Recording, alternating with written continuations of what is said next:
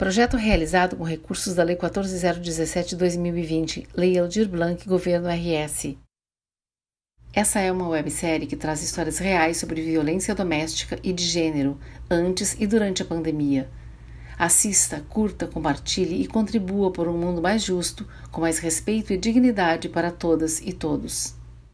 Para ajuda, procure os coletivos Justiceiras, WhatsApp 11 99 639 1212, www.mapadoacolhimento.org, feminino-plural.org.br, WhatsApp 51 99 537 5459. Sim, precisamos falar sobre isso. Realização e produção: Companhia de Solos Bem Acompanhados, Filmes de Junho Produtora. Assessoria Jurídica: Gabriela Souza, Advocacia para Mulheres. Criação e direção: Débora Finocchiaro, Luiz Alberto Cassol. Sobre fundo azulado, traços brancos desenham uma janela com duas folhas quadriculadas que se abrem. No vão, a palavra confessionário. Abaixo, em letras cursivas, relatos de casa. Episódio 9. Jussara Gaspar. Ela é branca, tem o rosto oval e cabelos pretos, lisos e longos penteados para frente sobre o ombro direito. Usa uma camisa preta. Oi, eu sou Jussara Gaspar, eu sou atriz e professora de teatro e eu estou muito feliz de estar aqui no confessionário, nesse espaço de promoção da denúncia, de quebrar esse silêncio da qual nós somos herdeiras há milhares de anos, das nossas antepassadas, o silêncio das nossas vós, das nossas mães. Enquadrada dos ombros para cima. Eu resolvi quebrar esse silêncio já em 2019, no segundo semestre, quando eu estava escrevendo o meu TCC. Ao fundo, uma parede branca. Bem nessa época, minha mãe e duas das minhas irmãs foram lá na minha casa me fazer uma visita. E eu resolvi contar para elas ali, pela primeira vez, uma coisa que aconteceu comigo, quando eu tinha 10 anos. Imagem dela no computador. Quando eu tinha 10 anos, um ex-cunhado meu, que na época era marido da minha irmã, ele me molestou por 2 vezes. Uma vez na casa deles. Agora em tela cheia. Quando eu tinha ido lá para brincar com os meus sobrinhos, que eu adorava, eram crianças que eu adorava. Uma tinha de 6 para 7 anos e o outro tinha mais ou menos 4 anos. E a gente brincava muito e eu resolvi dormir lá aquela noite. E quando eu acordei de madrugada, ele estava me tocando nas minhas partes íntimas. Eu me assustei muito, eu fiquei apavorada. Eu virei de lado, fiz um barulho e me tapei. Ela abraça o próprio corpo. E ele ficou com medo e ele saiu dali. Mas ele sabia que só ficávamos eu e uma outra irmã minha em casa durante a semana. Toda a família trabalhava. Ele sabia também que eu estudava meio turno e no outro meio turno eu ficava em casa. E ele foi lá em casa, numa tarde. Eu estava lavando a louça. E ele entrou na porta e ele já foi tirando o pênis para fora e ele já foi vindo na minha direção e se masturbando.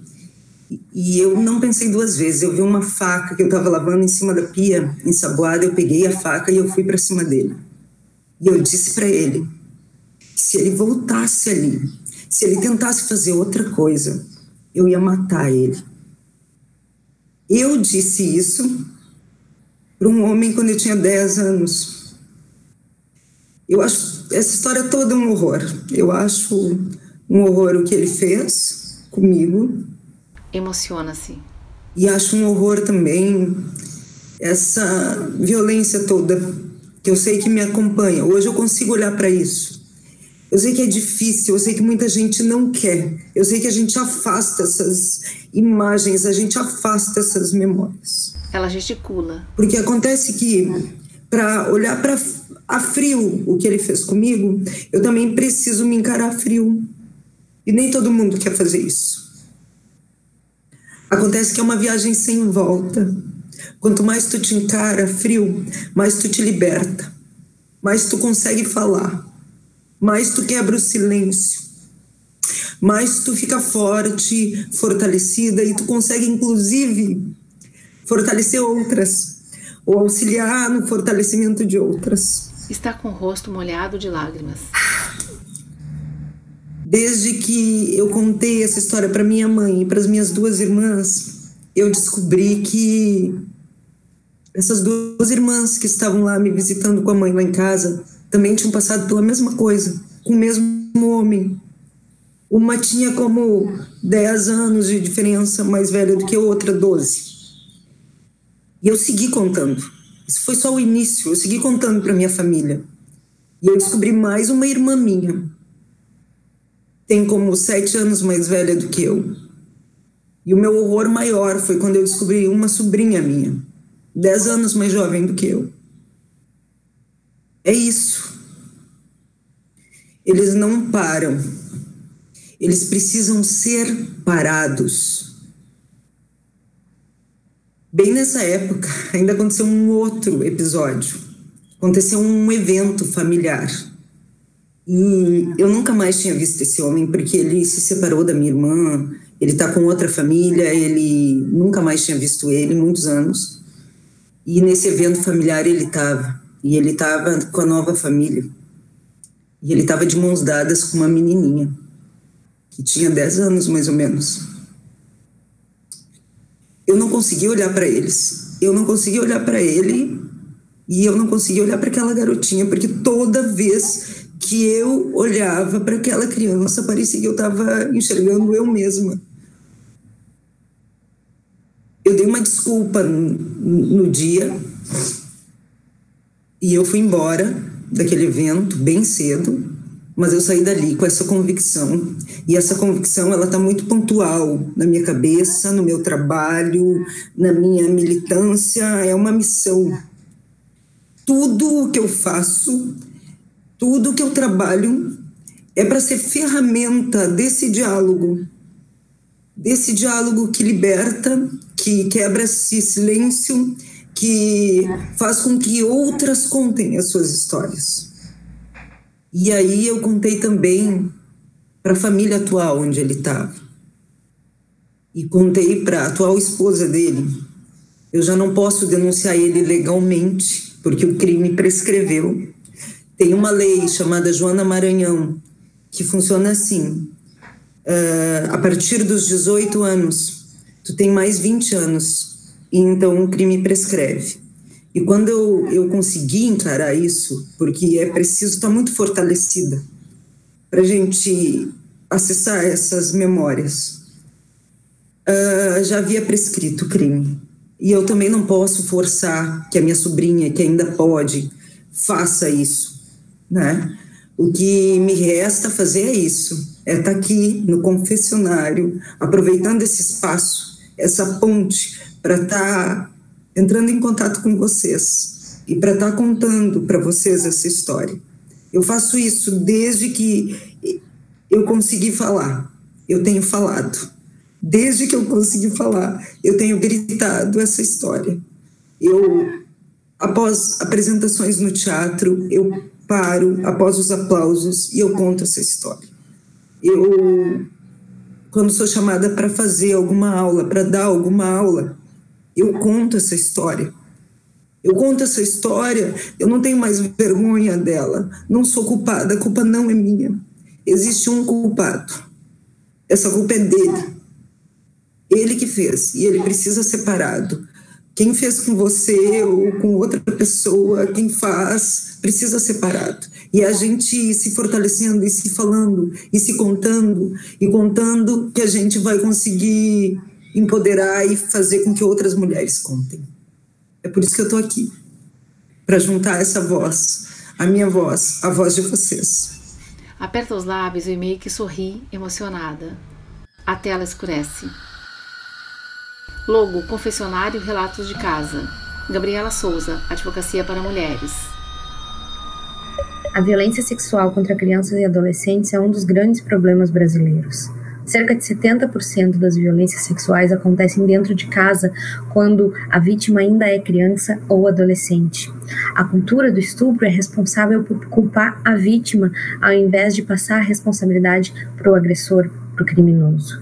É importante a gente ensinar nossas crianças a saber se defender. A educação, ela é um forte instrumento para evitar que esse tipo de violência aconteça. É branca. A violência sexual, ela começa a contar o prazo de prescrição, o prazo de denúncia, que é aquele prazo que o Estado tem para punir alguém, porque o Estado ele não tem a liberdade de punir alguém por um crime para sempre. Nem tudo é imprescritível.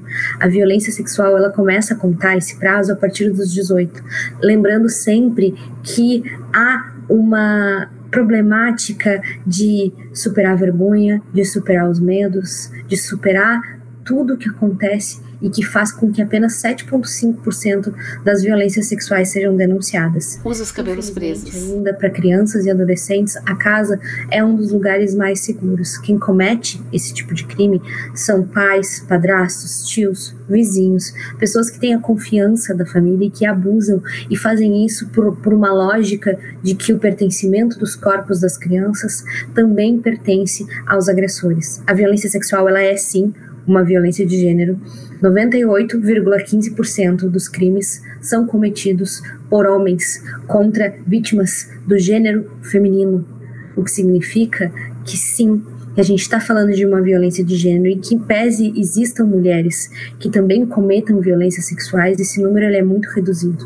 E a gente tem que entender e quebrar esse tabu, porque uma das piores consequências da gente ter um tabu assim é a violência sexual. A gente não fala, a gente não educa, a gente não ensina, a gente cria um silêncio e a gente cria uma regra social de não se comentar. E fazendo isso, a gente deixa as crianças vulneráveis.